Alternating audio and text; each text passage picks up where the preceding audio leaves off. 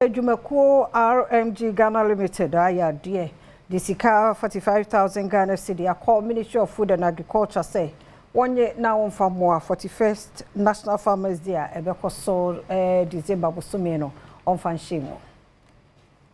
Abra RMG Ghana a donation sika 15,000 Ghana cedis ene agrek honiema 30,000 Ghana cedis ekoma so ye a woman ehwe agrek ehonsem eso eho ana head of sales ema Jumeko no Harry ohene asabre edi to dwa se wo hwe anamontu a womo etu ye a eyade a womo pese womo de bua kuafo pa so mo beko nanim eba any be foliar fertilizers, insecticide and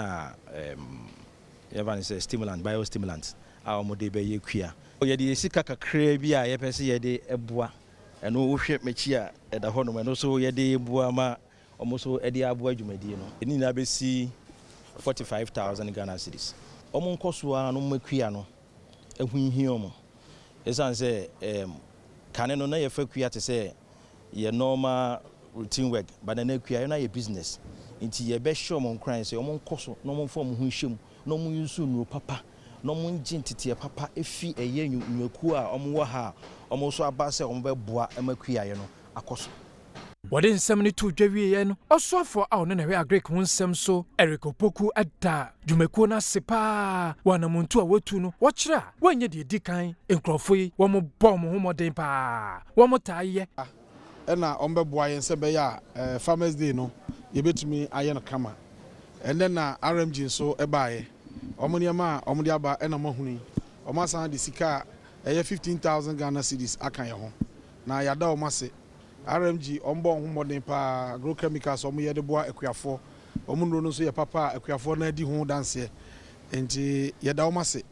na ya show mbosa ade bi omodi aba bia no ebe make sure se beko akuafo na ewoso omsa kan ho na aboa ama anuane eduan hanso adoso aboa nyina yedie afi yesre omo aka enya maaye se ye twen omo so mra na omo fa omo de so emeka homaye na yebeko so aye Ghana Ministry of Food and Agriculture ho na the Hills Ghana Limited for so ayade on de nkokọ eho niema ahodo akoma won se edane du ho no ma wonye emfammo akuafo abaso. The Hills Ghana Limited and so ede achede sonko kra akoma asoye a womo na hwe agrek ehonsem so achede bi ene enkokọ nuane a womo de ma eye fishi bi ene pick we ayenhihye a womo ede bo asoye no ene kuafo sene womo beko nanim dwumedi ekoso ewon kran commercial manager Emma Jumeko no Samira Saraji ede nsem se na tudwa who spend such an amount to farm, so it will definitely give you some better return on investment as only factory itself consider price and there are a lot of things that come together you as a farmer, and one of it is to be able to have good quality feed and also be able to have the best farm practices farm and obey better and your price and quality ways of actually feeding it in different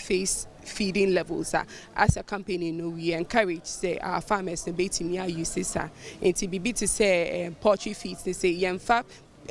feedback on more money now best start if baby your baby gaudos will be our friend your magic feed and now the best start we are now moving to the starter now moving to the grower now moving to the finisher oswafo a ono na hwe agrek hunsem so erikopoku ada Jumeko no asepa wo kira donation ya wo maye eyade ebeboa pa eye Farmers Day celebration a ebeba no wo nso de beboa eye kuafo afena akuafo fro so aba wo so de nyoma kakra bre sane ye ka kire mo no ya stress